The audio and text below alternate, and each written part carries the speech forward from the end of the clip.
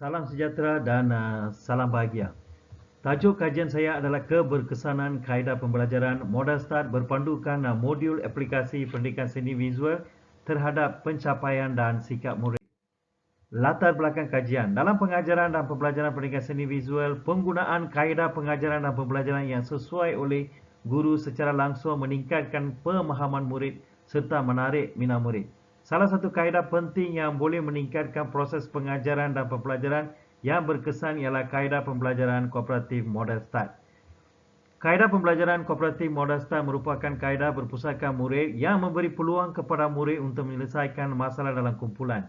Kebanyakan kajian menunjukkan murid tidak berminat untuk mempelajari mata pelajaran pendidikan seni visual kerana kaedah pengajaran kurang berkesan dan membosankan. Pengajaran dan pembelajaran guru yang tidak berinovasi menyebabkan murid merasakan mata pelajaran pendidikan seni visual tidak mencabar. Oleh itu, pengajaran dan pembelajaran berbentuk inovasi diperlukan bagi menjadikan mata pelajaran pendidikan seni visual lebih menarik dan diminati oleh murid.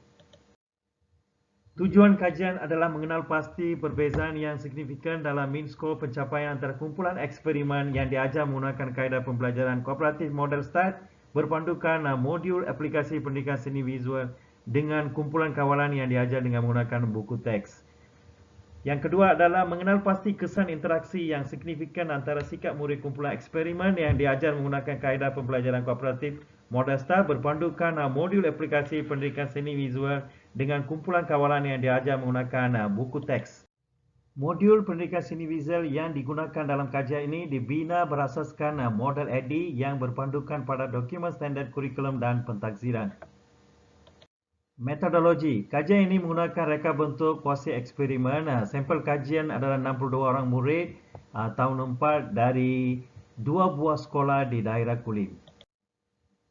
Instrumen kajian adalah ujian pra dan ujian pasca serta soal selidik. Analisis tentang subjek kajian adalah berdasarkan data yang dikumpulkan melalui ujian pra, ujian pasca dan soal selidik. Hipotesis nol pertama kajian. Tidak terdapat perbezaan yang signifikan dalam mean score pencapaian antara kumpulan eksperimen yang ada menggunakan kaedah pembelajaran kooperatif Modal Start berpandukan modul aplikasi pendidikan seni visual dengan kumpulan kawalan diajar dengan menggunakan buku teks. Ini adalah mean score pencapaian ujian pra dan ujian pasca. Ini adalah ujian T, kesan pengajaran dan pembelajaran kumpulan eksperimen dengan kumpulan kawalan. Hipotesis nol kedua kajian adalah seperti berikut. Tidak terdapat kesan interaksi yang signifikan antara sikap murid kumpulan eksperimen yang diajar menggunakan kaedah pembelajaran kooperatif Modal Start berpandukan modul aplikasi pendidikan seni visual dengan kumpulan kawalan diajar dengan menggunakan buku teks.